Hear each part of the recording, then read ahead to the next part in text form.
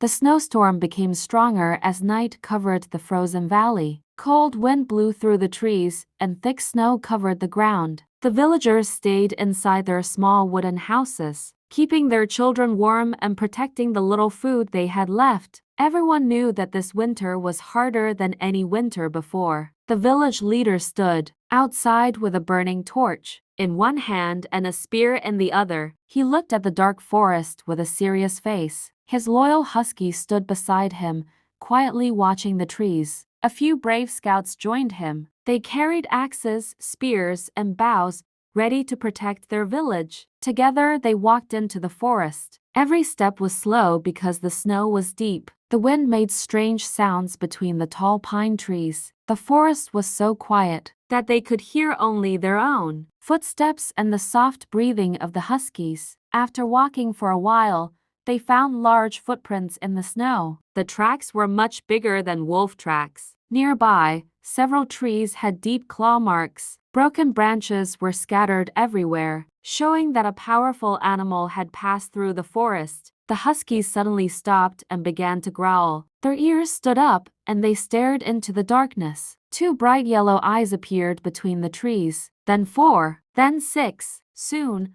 a large pack of white wolves slowly walked out of the shadows. Their thick fur blended with the snow, making them look like ghosts. They looked thin and hungry, but they did not attack. Instead, they kept looking behind them with fear. Without warning, a loud roar echoed across the valley. A giant bear stepped out of the forest. It was much larger than any bear the villagers had ever seen. Its body was covered with old scars, and pieces of ice clung to its thick fur. Its eyes burned with hunger after the long, cold winter. The wolves moved back, clearly afraid of the huge animal. The leader finally understood the truth. The wolves were not coming to attack the village. They had been forced out of their home by the giant bear. The bear slowly walked toward the group. Everyone held their breath. The scouts lit dry branches, and bright flames filled the dark forest. The fire frightened the giant bear. It stood still for a moment, gave one powerful roar, then turned around and disappeared into the heavy snow. The danger seemed to be over. As the leader and his scouts walked back toward the village, the leader noticed something unusual. On an old tree near the forest edge,